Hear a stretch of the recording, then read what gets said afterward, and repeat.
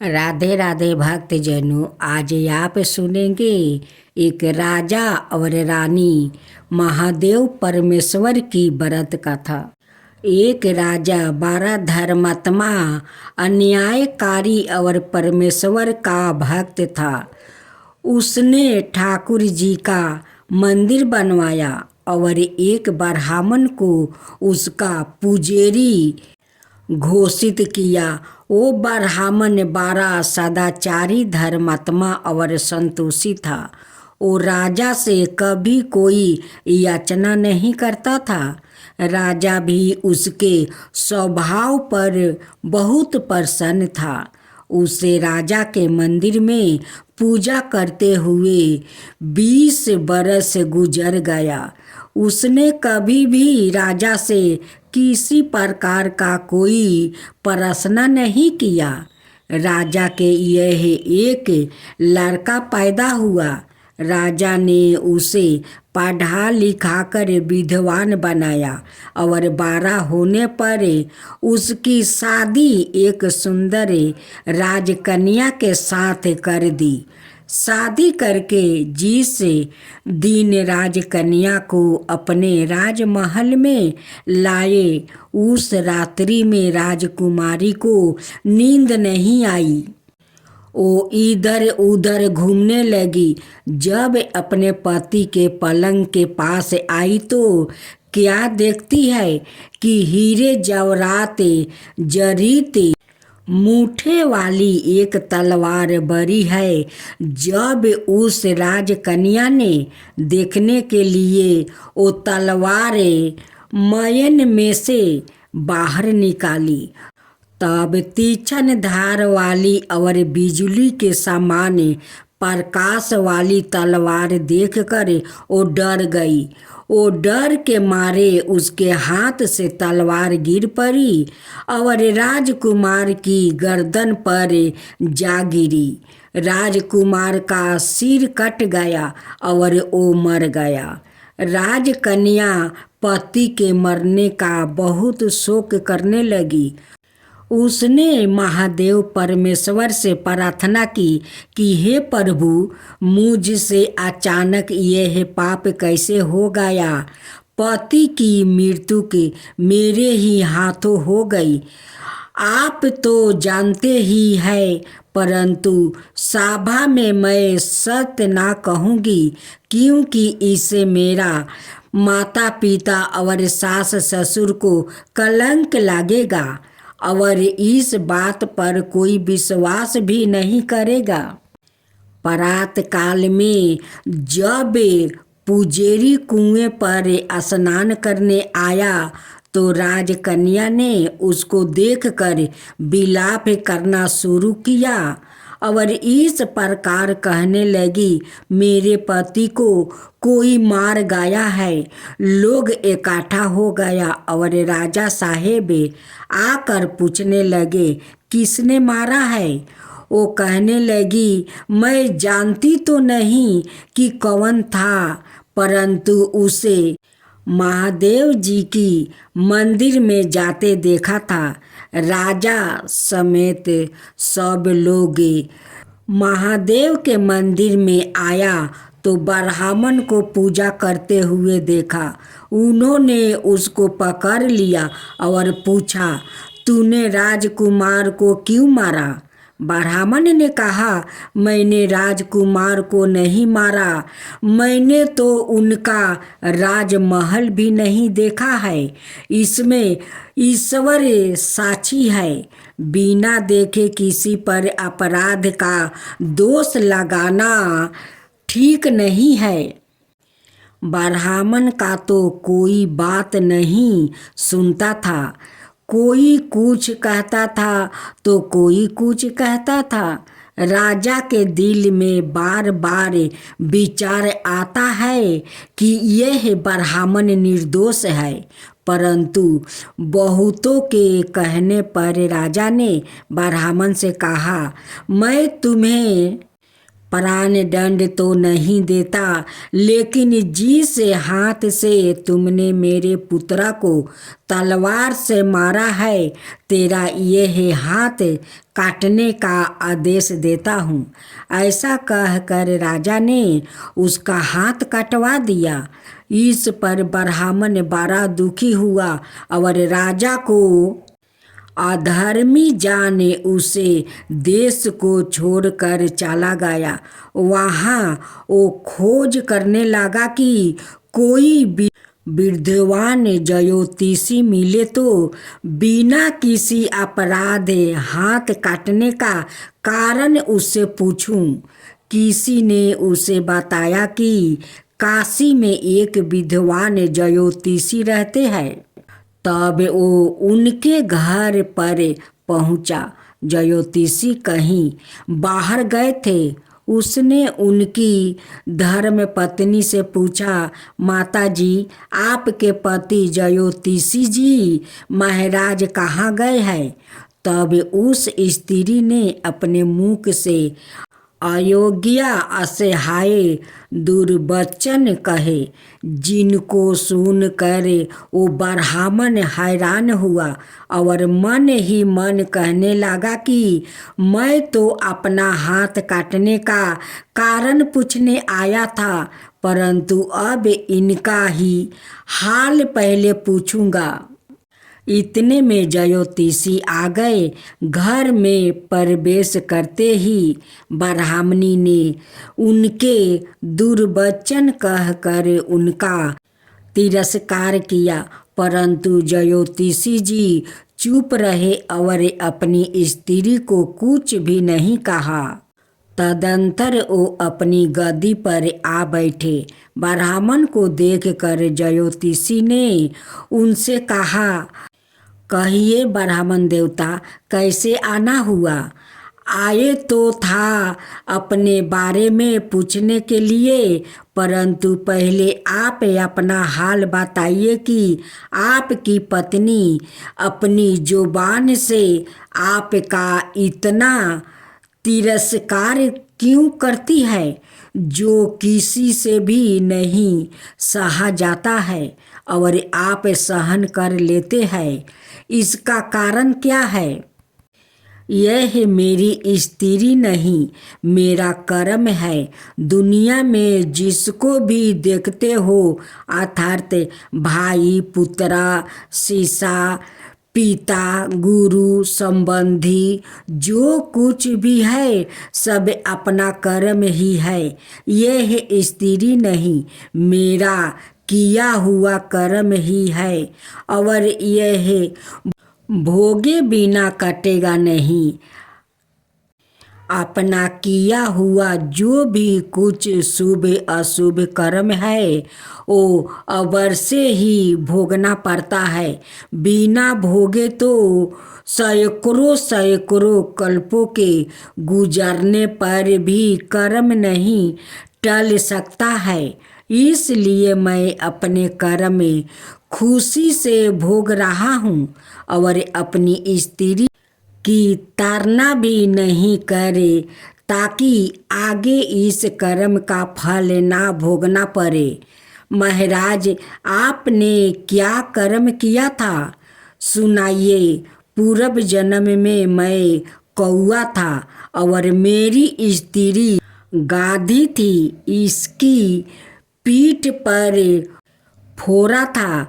फोड़े की पीड़ा से यह बड़ी दुखी थी और कमजोर भी हो गई थी। मेरा स्वभाव बड़ा दृष्ट था, इसलिए मैं इसके फोड़े में चोंच मार कर इसे ज़्यादा दुखी करता था। जब दर्द के कारण यह कूदती थी तो इसकी फजीहत देखकर मैं खुश होता था। मेरे डर के कारण यह साहस से बाहर नहीं निकलती थी, किंतु मैं इसको ढूंढता फिरता था। यह जहाँ मिले वो ही इसे दुखी करता था। आखिर मेरे द्वारे बहुत सताए जाने पर तरसते होकर यह गांव से 10 से 12 मील दूर जंगल में चली गई।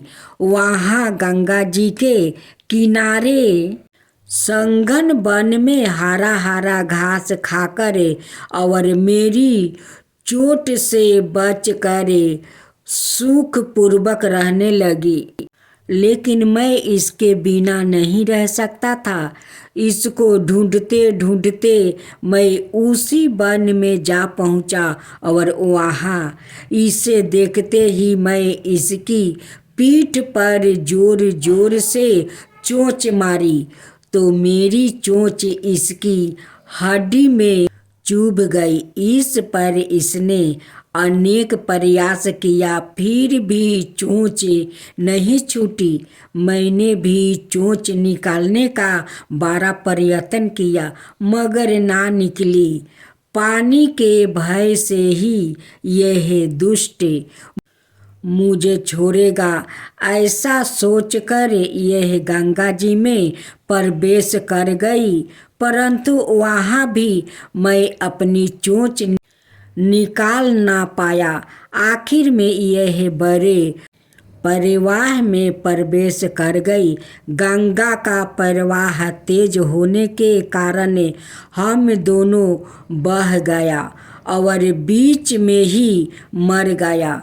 तब गंगा जी के प्रभाव से यह तो ब्राह्मणी बनी और मैं बड़ा भारी ज्योतिषी बना। अब वही मेरी स्त्री हुई जो मेरे मरण पर्यंत अपने मुख से गाली निकाल कर मुझे दुख देगी और मैं भी अपने पूर्व कर्म का फल समझ कर सहन करता रहूँगा। इसका दोष नहीं मानूंगा क्योंकि यह किए हुए कर्मों का ही फल है। इसलिए मैं शांत रहता हूँ। अब अपना प्रश्न पूछो। ब्राह्मण ने अपना सब समाचार सुनाया और पूछा, अधर्मी पापी राजा ने मुझे निरपराध का हाथ क्यों कटवाया? ज्योतिषी कहते हैं, राजा ने आपका हाथ नहीं कटवाया, आपके कर्म ने ही आपका हाथ कटवाया है। किस प्रकार? पूर्व जन्म में आप एक तपस्वी थे और राजकन्या गौ थी और राजकुमार कसाई था। वो कसाई जब गौ को मारने लगा तब गौ बेचारी जान बचाकर आपके सामने से जंगल में भाग गई।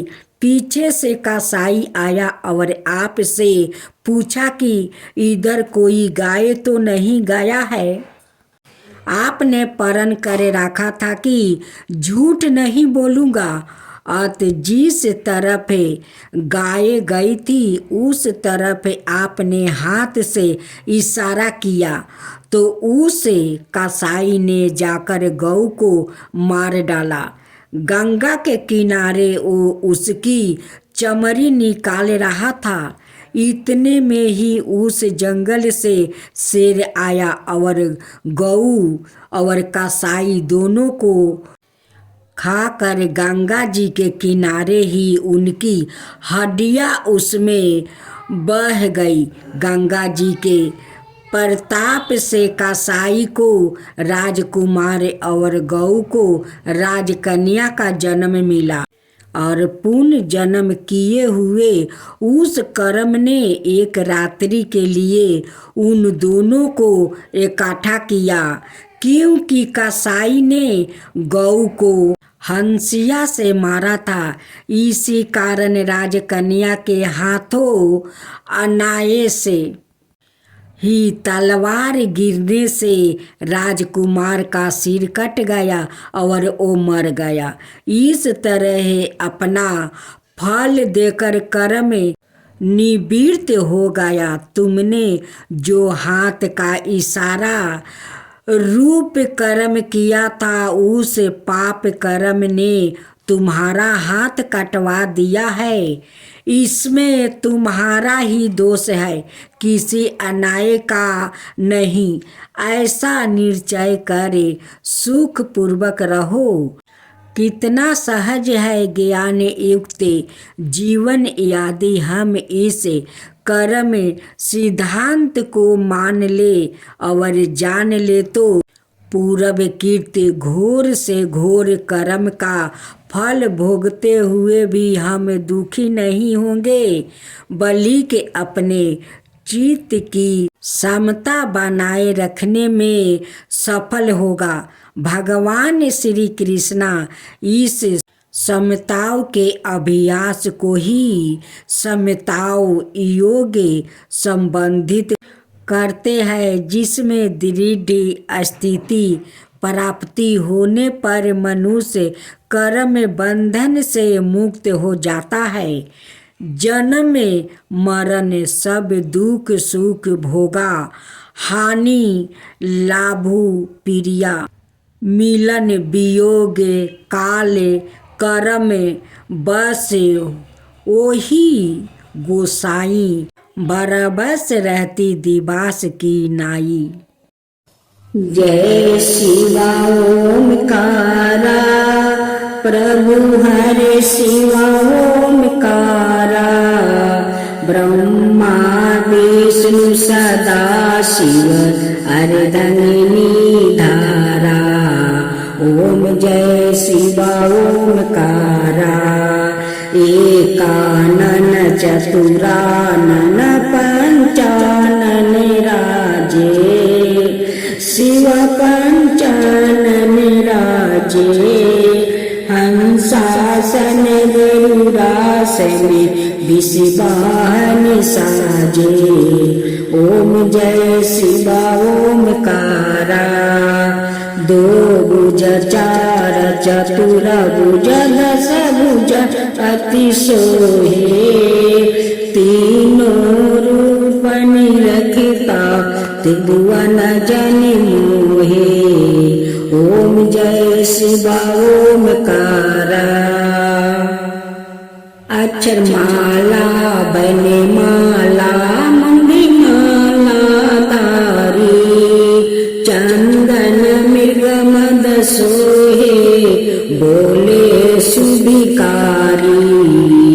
ओम जय शिवा ओमकारा, श्वेतांबर पीतांबर बागंबर अंगे, सनकादिक बरे मादिकी भूतादिकी संगे।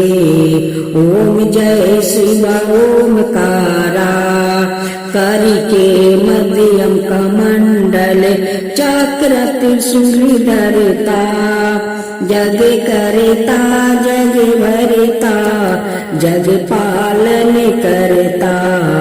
ओम जय शिवा ओमकारा, ब्रह्मा विष्णु सदा शिव जानते अविवेका, प्राण बचर के मध्यम याहे तीनों एका। ओम जय शिवा ओमकारा, तिरगुण शिव जी के आरती जो कोई नर गावे, शिवा जो कोई नर गावे। कहत शिवानंद स्वामी मन भजत शिवानंद स्वामी, मन बाचित फल पावे। ओम जय शिवा ओमकारा, जय शिवा ओमकारा।